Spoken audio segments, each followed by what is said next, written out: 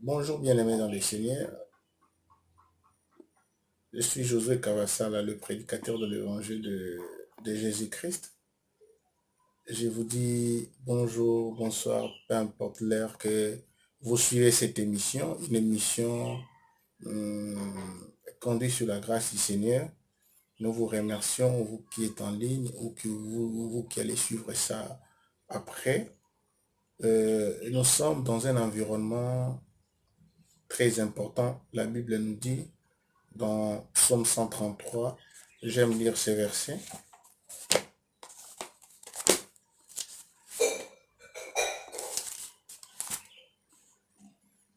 Psaume 133, je commence à partir du premier verset. La Bible dit, voici, ô qu'il est agréable, qu'il est doux pour deux frères de demeurer ensemble. C'est comme l'huile précieuse qui, répandue sur la tête, descend sur la barbe d'Aaron, qui descend sur le bord de ses vêtements. C'est comme la rosée de l'Hermon, qui descend sur les montagnes des Sion, car c'est là que l'Éternel envoie la bénédiction, la vie pour l'éternité. On nous montre comment la rosée, comment la pluie, comment la source de la vie, comment ça part de l'aurore jusqu'à 12 heures, comme la Bible dit que la lumière sur les sentiers du juste va croissant, ça part de l'aurore jusqu'à 12 heures. Ça part toujours de l'aube jusqu'à 12 heures, jusqu'à midi. Et la bénédiction d'un enfant de Dieu, la lumière d'un enfant de Dieu va toujours croissante. Alors, bien-aimés dans le Seigneur, ici, nous sommes dans un bon environnement. Tu te retrouves dans un bon environnement. La Bible dit, c'est là que le Seigneur envoie la bénédiction. C'est là que la bénédiction n'arrive pas à tout espace-temps. La bénédiction, bien aimée dans le Seigneur, se localise. La bénédiction arrive là où le Seigneur la destine. La Bible dit dans le nom puissant de Jésus-Christ que c'est là où le Seigneur envoie la bénédiction. Le Seigneur n'envoie pas la bénédiction à n'importe quel espace-temps, comme on vient de le dire. C'est pourquoi je suis très heureux que tu sois à l'instant T en train de suivre cette vidéo, car le Seigneur va envoyer la bénédiction. La bénédiction peut être diverse, peut-être une parole, peut-être une phrase, peut-être un verset, peut-être quelque chose, mais qui changera véritablement, ou qui changera d'une manière votre vie. C'est pourquoi je veux que nous puissions rester concentrés avant de commencer. Oh, qu'il est beau de glorifier le Seigneur. Le Seigneur a dit, dès que tu pries, dites, notre Père qui est aux cieux, reconnais d'abord la grandeur de celui qui est dans le lieu très haut. Reconnais la grandeur de celui qui domine tout. La Bible dit, notre Père, notre source, notre Abba, est au-dessus de tout. C'est lui qui regarde toute la terre. Tout dépend de lui. Personne n'a atteint son niveau. Un jour, un fou s'est hasardé en disant que je monterai dans les hauteurs. J'irai jusque là où il y a les trônes de Dieu. Il a été précipité. Nous connaissons son nom. C'est Satan, Lucifer. Alors, bien-aimés dans le Seigneur, aujourd'hui, le Seigneur nous accorde la grâce de prier, de reconnaître qu'il y a quelqu'un qui est au-dessus de nous. C'est pourquoi nous allons fermer nos yeux, nous allons prier. Seigneur, Père, toi qui es vrai, toi qui es au-dessus de tout, nous croyons en ton nom et nous disons, reçois l'honneur qui t'est dû, reçois le respect. Nous honorons ton nom dans le nom de Jésus-Christ. La Bible dit dans le nom de Jésus-Christ, sois reconnu pour Dieu, que ton nom soit sanctifié, sois reconnu pour le Maître, au nom puissant de Jésus, que ton règne arrive, que ta volonté se fasse sur la terre comme elle est faite au ciel. Au ciel, il y a les routes pavées d'or. Au ciel, il y a que la joie. Au ciel, les gens se déplacent par le poussé de l'esprit. Au ciel, il y a des choses merveilleuses.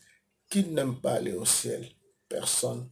Tout le monde rêve le ciel parce que tu as mis la pensée de l'éternité. Alors, comme ta volonté organise tout au ciel, que cette même volonté vienne ici sur la terre, afin que nous soyons dans le nom de Jésus-Christ affectés par les ciels.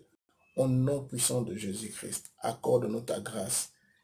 Aide-nous à écouter ta parole. Toi qui n'enseignes que les humbles, donne-nous un cœur humble, un cœur d'enfant, un cœur qui sait écouter, un cœur qui ne juge pas d'abord, mais un cœur qui écoute jusqu'à trouver sa part, jusqu'à trouver son pain. Dans le nom puissant de Jésus-Christ, nous disons Amen. Alors, bien-aimés dans le Seigneur, aujourd'hui, nous allons parler d'un thème très important que la vision que le Seigneur m'a donnée. C'est là où est basé tout mon ministère. Le message que le Seigneur m'a donné, c'est ce que Christ a prêché en fait. La grâce et la vérité. Mais comment déguster la grâce et la vérité? Il m'a donné une vision que nous allons voir dans dans l'histoire de Matthias. Dans l'histoire de Matthias, pourquoi la Bible est en train de dire que moi et toi, nous faisons une partie de la génération Matthias. Nous allons voir ça dans le livre de Actes des Apôtres. Dans le livre de Actes des Apôtres, si possible, tu peux trouver la Bible. Prends la Bible à côté de toi, tu ouvres, tu vas lire. Et le Seigneur va nous éclairer. Donc, nous sommes dans Actes, dans le livre de Actes, Actes des Apôtres.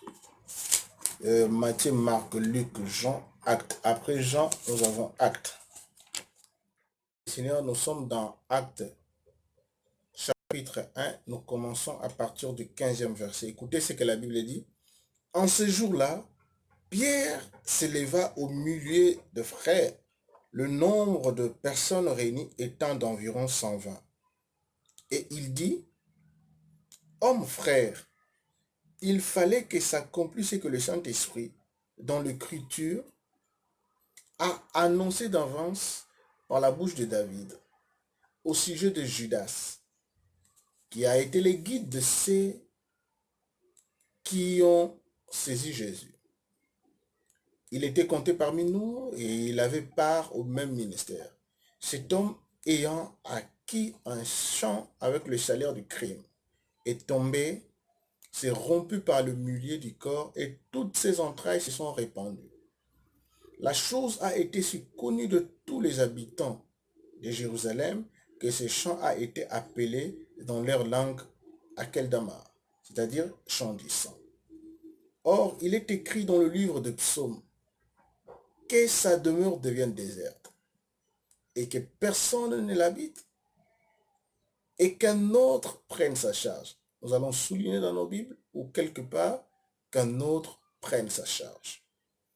Il faut donc que parmi ceux qui nous ont accompagnés tout le temps que le Seigneur Jésus a vécu avec nous, depuis le baptême de Jean jusqu'au jour où il a été enlevé du milieu de nous, il y en ait un qui soit associé comme témoin de sa résurrection.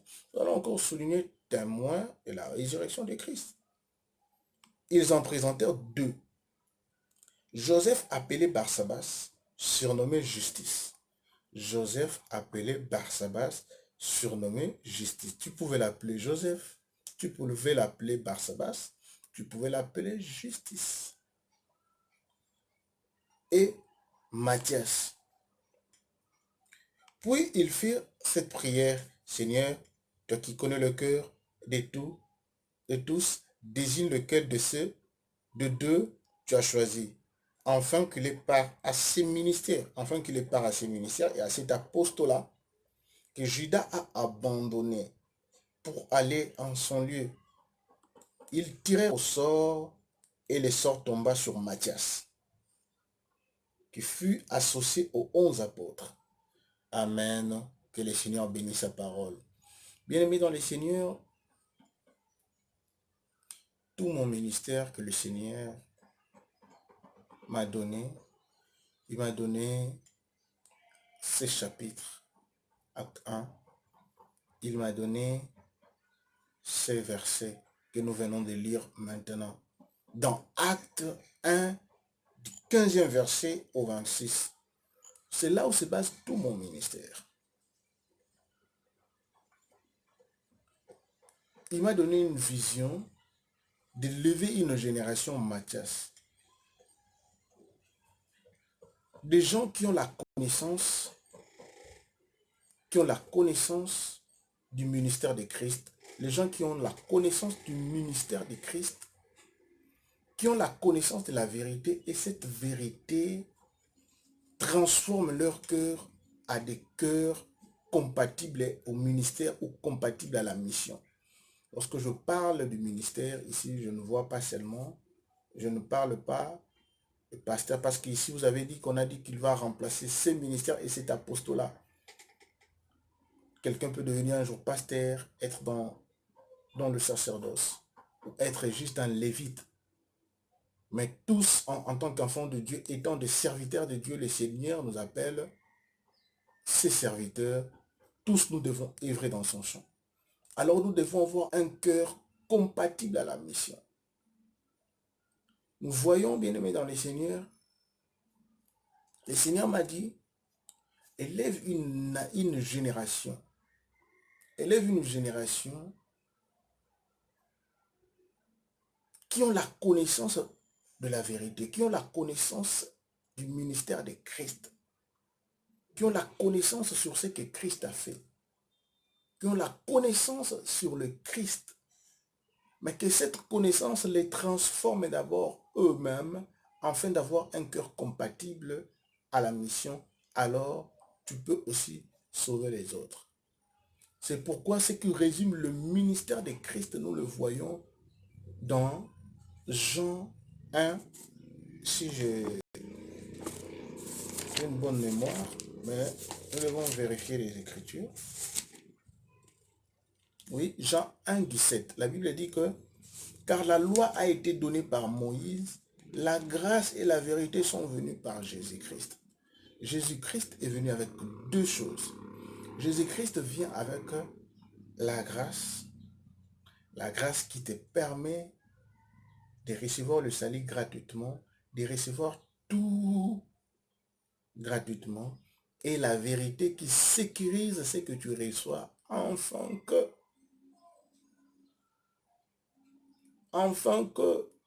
tu ne puisses pas partir comme dans Psaume 23, la Bible est en train de dire ta houlette et ton bâton me rassurent. La grâce a toujours été associée, bien aimé dans les seigneurs, à la houlette, parce que ça ne fait que comme si ça dorlotait. Mais la vérité et le bâton, parce que ça te rassure pour que tu sois sécurisé. C'est pourquoi nous voyons aujourd'hui de bavures, beaucoup de bavures, parce que les gens croient en disant que la grâce te donne des opportunités où tu peux pécher comme tu veux, mais la grâce est là. Non, la grâce n'est pas seule. On ne peut pas dissocier la grâce de la vérité. La grâce est toujours accompagnée de la vérité pour sécuriser cette grâce. Parce que la Bible ne peut pas se contredire lorsqu'elle dit que la grâce est trompeuse. La grâce, un merveilleux cadeau, mais trompe souvent les enfants. Or, Dieu étant l'intelligence, la sagesse, la vie, il nous donne aussi la vérité afin de nous sécuriser. Donc, si nous connaissons la grâce et la vérité, le ministère de Jésus-Christ, si ça nous transforme d'abord, ça nous donne un cœur compatible à la mission, bien aimé dans les Seigneurs, nous pouvons sauver beaucoup de gens. Alors, nous voyons dans Actes des Apôtres, ça, c'est ce que le Seigneur m'a donné, la vision. C'est pourquoi je partage ça avec tout le monde. La Bible dit ceci. Il y avait... Pierre s'est bien levé devant les gens. Il a dit que, normalement, il est écrit dans le livre de Psaumes que quelqu'un doit remplacer Judas. Quelqu'un doit remplacer Judas. Quelqu'un doit remplacer Judas. Mais qu'est-ce que nous devons faire?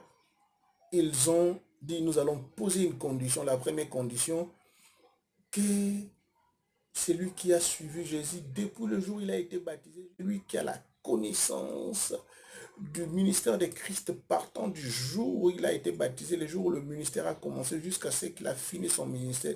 Donc celui qui a la connaissance du ministère de Christ, nous allons le choisir. C'est vrai, le monde nous choisit par rapport à ça. Si tu as la connaissance, le monde te choisit. Les gens te choisissent, l'église te font appel. Viens prêcher chez nous. Ah, parce que toi, tu as la matière dans tel domaine. Tu as la matière dans la prophétie, dans l'enseignement. Tu as la matière à toi. Nous voyons que tu peux vraiment nous enseigner. Lorsqu'on voit la grâce, ah, on va appeler ces messieurs-là, ces pasteurs. Lui, là, il a la connaissance sur la grâce. Lorsqu'on parle de la vérité, on va appeler l'autre pasteur là, le prophète là, lui là, il a la connaissance sur la vérité. La foi, ah, nous allons appeler, comme par exemple, je puis citer, si moi, lorsque je parle toujours de la foi, je vois le docteur David Oyedepo. Ah, s'il faut parler de la foi, il faut appeler telle personne. Bien aimé dans les seigneurs, chacun est expert dans un domaine ou dans un autre dans les seigneurs. Alors ça, c'est ce que les hommes voient. C'est ça qu'on appelle le don. C'est ce que nous sommes en train de voir. On a dit, nous devons d'abord chercher qui? Les gens qui ont la connaissance, qui ont l'expertise. Depuis que Jésus-Christ était baptisé, jusqu'à ce qu'il soit enlevé. Ils doivent avoir la connaissance là. Ils doivent avoir la connaissance de la parole de Dieu. Et je vous dis que si nous voulons trouver des connaisseurs, il y en a plusieurs. Parce qu'on a vu qu'on a présenté deux. Il y a des gens qui te prêchent la parole, tu dis, est-ce que moi un jour je pourrais quand même prêcher comme ça? Il y a des gens qui ont la connaissance, qui te détaillent des mots. Ils t'amènent à réfléchir, à monter de niveau. Ils sont là, des pasteurs puissants. Il y a aussi même des gens qui ne sont pas encore des pasteurs, mais des gens, des enfants de Dieu puissants, qui ont la connaissance. Alors, pour en trouver ici sur la terre, nous trouverons beaucoup de ces gens-là. Et surtout, la Bible elle nous dit, au dernier temps, il y aura de faux prophètes, de faux docteurs. Nous trouverons des gens avec la connaissance de la Bible et la connaissance de Christ. Attention, je ne parle pas de la connaissance de la vérité. Je suis en train d'abord de parler de la connaissance. Ils ont cette connaissance-là. Alors, ils ont présenté deux. Ouais, il y en aura toujours deux. Il y en aura toujours plusieurs. Et les apôtres étaient confrontés à un problème. Ils se disaient, oh, parmi les deux ici, s'il faut choisir, il faut choisir selon l'homme. Si c'était moi, j'allais choisir celui qui avait le surnom. Regarde comment on l'appelait. On a dit que ils ont présenté deux. Ouais. Alors, ils dirent c'était où même? Ouais, acte 1, oui, c'est acte 1. Ils en présentèrent de verset 23, ils en présentèrent de Joseph appelé Barsabas, surnommé Justus. Il avait trois noms. C'était d'abord Joseph. Ah, partant de son nom, nous connaissons Joseph, ce qu'il a fait en Égypte. Les noms là cachent des choses, comme on dit aujourd'hui. Oh, comme il a ces noms-là. Oh, lui, c'est le prophète international. Lui, c'est le docteur.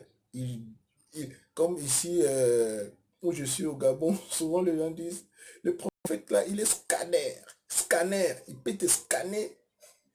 Oh, le docteur là, s'il te parle et lui te parle de la connaissance, il détaille jusqu'au moins le pinière. Bien-aimé dans le Seigneur, nous voyons ici Joseph, qui est encore Barsabas, encore quoi? Justice, on l'appelait les justes. Mais si quelqu'un a déjà le surnom de juste, selon les hommes, nous allons le choisir. Si quelqu'un a déjà des églises de 20 000 personnes, selon nous, nous allons le choisir. Si quelqu'un, bien aimé dans les seigneurs, lui, il a fait l'Europe, l'Asie, l'Océanie. Si quelqu'un, dans le nom de Jésus-Christ, il a 1 million d'abonnés sur YouTube et que les gens le suivent, parce que lui, lorsqu'il parle, tu vois, tu montes tes niveaux. Nous, selon nous, nous allons le suivre. Ah, mais j'aime Dieu. J'aime Dieu. C'est la même stratégie que Un jour, on voulait choisir les rois David.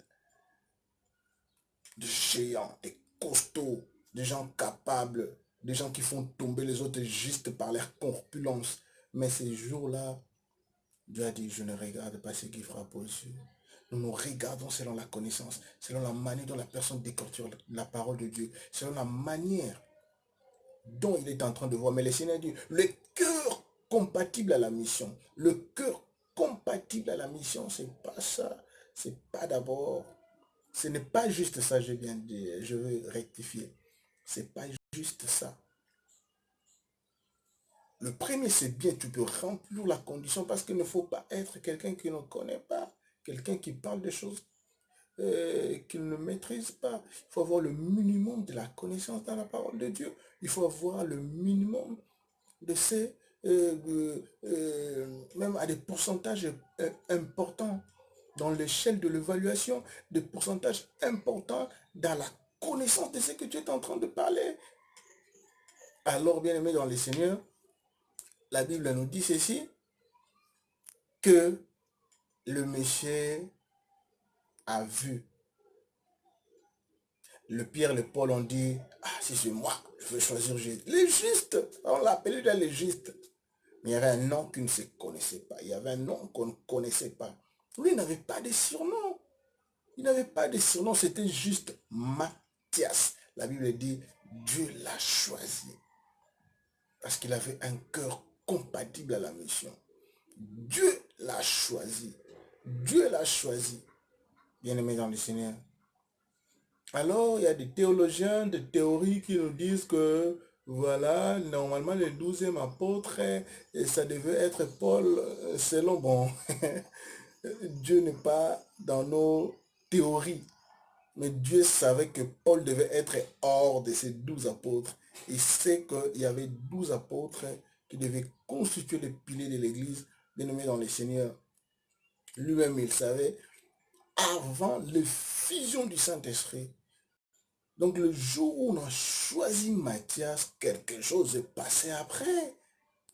Après qu'on ait choisi Matthias, après qu'il ait remplacé Judas, bien-aimé dans les Seigneurs, nous avons entendu, après quelque temps, la naissance de l'Église.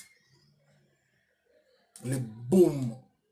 Nous avons entendu, bien-aimé dans les Seigneurs, après qu'on ait choisi Matthias, après qu'on ait trouvé quelqu'un qui puisse remplacer Judas, le Saint-Esprit s'est manifesté, ce qu'on appelle le baptême dans le Saint-Esprit. La manifestation officielle. Beaucoup de gens disent, les jours-là, ce n'était pas la descente du Saint-Esprit. Pourquoi vous appelez ça descente du Saint-Esprit? Pentecôte, ce n'est pas le jour du Saint-Esprit. Bien aimé dans le Seigneur, nous voyons ce que Pierre est en train de dire. Pierre dit que lorsqu'il parle de la réalisation officielle ou la manifestation, la réalisation officielle du promesse de Dieu, il dit ce que vous avez entendu dans Joël s'est accompli maintenant. Même si avant les saints, Jésus-Christ avait soufflé sur les disciples en disant recevez le Saint-Esprit, mais Pierre est en train de dire aujourd'hui c'est officiellement il est là. Officiellement il est là. Joël dit s'accomplit maintenant aujourd'hui. Bien-aimé dans le Seigneur, le cadeau, la promesse que la terre attendait, la promesse, Dieu a réalisé, il a donné le Saint-Esprit. Cependant, tout part de ces jours-là. Si nous pouvons aujourd'hui, si tu pouvais comprendre, toi qui es en train de me suivre, que tu es la génération Matthias, tu es de ma génération, tu es la génération qui doit remplacer Judas. Bien-aimé dans les Seigneurs, il y a beaucoup de gens, Dieu les a confiés des missions et ils ont abandonné. Ils ont abandonné, ils ont lâché. Mais ne pense pas que la mission qu'on les avait confiée va partir et sera abandonnée. Dieu va le donner à une autre personne. Dieu va donner cette mission à une autre personne. Ce que Dieu dit, ça s'accomplira. Si ça ne s'accomplit pas par toi, ça s'accomplira par une autre personne. Sois d'abord dans le nom de Jésus-Christ quelqu'un qui dit que peut-être aujourd'hui, la mission que Dieu est en train, la mission que Dieu t'a assignée, la mission que Dieu te donne, Peut-être quelqu'un l'avait déjà déserté. Alors que ma génération se lève, la génération Matthias, la génération bien-aimée dans les Seigneurs, qui ont d'abord la connaissance, qui sont plongés dans la parole de Dieu. Si tu veux d'abord être Matthias, tu dois être quelqu'un comme Estras, le monsieur plongé dans la parole de Dieu. Apprends d'abord la parole de Dieu toi-même avec le Saint-Esprit. Laisse d'abord, bien-aimé dans les Seigneurs, les expériences des autres. Laisse d'abord les expériences des autres. Apprends d'abord la connaissance de la parole de Dieu toi-même. Tu prends la Bible et tu la lis. Tu essaies de comprendre qu'est-ce qu'il était venu faire. Avoir la connaissance. Il était venu pourquoi? Ce n'est pas ce que les autres te disent. Ce n'est pas ce que tu entends chez les autres. Mais ce que toi-même tu as découvert.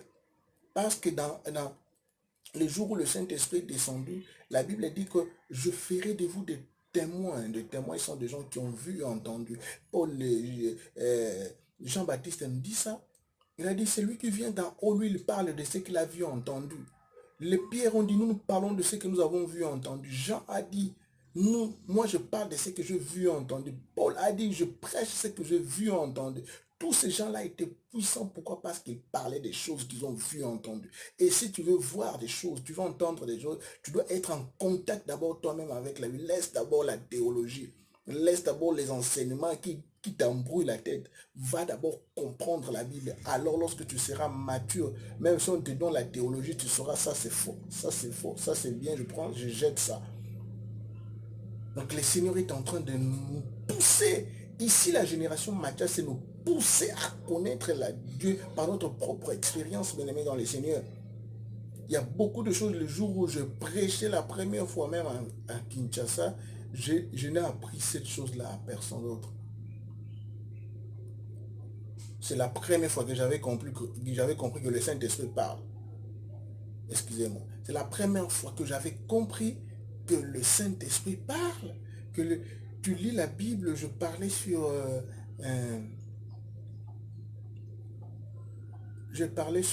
la bénédiction. Le jour là, j'avais compris que la bénédiction, en fait, de Jacob, la bénédiction de Jacob, ce n'était pas matériel. La bénédiction, normalement, était de qui le Christ sortira, qui portera Christ en lui. Moi, j'ai découvert ça moi-même dans la Bible. Et un jour, j'ai entendu un grand pasteur que j'ai respecté en train de parler de la même chose. J'ai dit, waouh, c'est que le Saint-Esprit est vrai. Comment ce pasteur peut prêcher quelque chose? Moi, je n'ai pas entendu ça chez quelqu'un. J'ai découvert ça seulement en lisant la Bible. Même comment j'entends ça chez un autre pasteur, un grand pasteur que je respecte beaucoup. Bien aimé dans le Seigneur, le Saint-Esprit parle, mais tu peux le découvrir toi-même dans la Bible, en lisant la Bible. Dès que tu as la connaissance, et cette connaissance maintenant puisse transformer ton cœur, afin que ton cœur soit compatible à la mission, le cœur au choix de Dieu. Dieu dit non, ce type de cœur c'est pour telle mission, ce type de cœur c'est pour telle mission. Ce type de cœur c'est pour l'Afrique, c'est pour embraser l'Afrique, ce type de cœur c'est pour embraser tout le continent. Ce type de cœur c'est pour embraser tout le village, c'est pour dompter les secteurs. Bien aimés dans les Seigneurs, il faut un cœur compatible à la mission. Mais ce cœur compatible à la mission, bien aimé dans le Seigneur, nous nous trouvons que dans le ministère de Jésus-Christ, la grâce et la vérité, connaître la grâce, connaître la vérité. Bien aimé dans le Seigneur, c'est pourquoi nous vous invitons, bien aimé dans le Seigneur, et tu veux faire partie de ce groupe, faites-nous signe, écris-nous. Quand nous avons un groupe WhatsApp, ces groupes d'abord, c'est quoi? C'est d'abord pour prier afin que le Seigneur élève une génération dans le nom puissant de Jésus-Christ, qu'on appelle une génération Matthias, une génération plongée dans l'écriture, une génération qui veut faire l'expérience personnelle avec Dieu, une génération dans le nom de Jésus-Christ qui a des cœurs compatibles afin de sauver des nations, afin de sauver des foyers, afin de sauver leur environnement, leurs amis, mais grâce tout part de la grâce et la vérité. Bien-aimé dans le Seigneur.